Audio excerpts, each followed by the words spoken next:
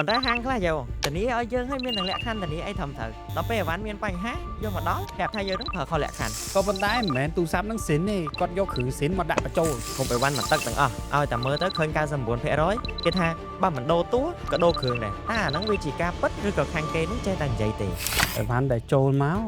20-30ដើមអញ្ចឹងមុននឹងយកដាក់លក់ត្រូវទៅបាញ់ថ្មឲ្យហើយសិនតើនេះពេលបច្ចុប្បន្នហ្នឹងអីវ៉ាន់វានៅមានអីវ៉ាន់សំណុំអត់ស្រីនេះអត់បងហេតុអីបានជាហាងដតីលក់ក្រុមហាងផ្សេងទៀត20-30%អញ្ចឹងទៅអញ្ចឹងអាហ្នឹងនៅពីក្រោយតម្លៃហ្នឹងតើវាមានអីជានេះដែរបងយ៉ាជាក់ស្ដែងនៅពីខាងក្រោយវាំងណូនហ្នឹងគឺយើងចង់និយាយអីវ៉ាន់គាត់យកចូលមក600ដើមប៉ុន្តែគាត់ត្រូវបានតែ2-3គ្រាប់ឯង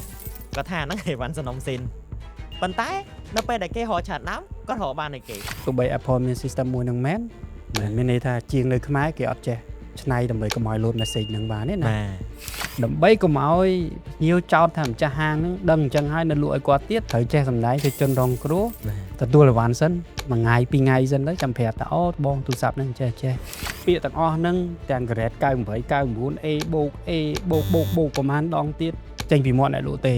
14 Pro Max ចុះក្រោមរត់ថ្ម 100% លែងមានហើយមេកុង podcast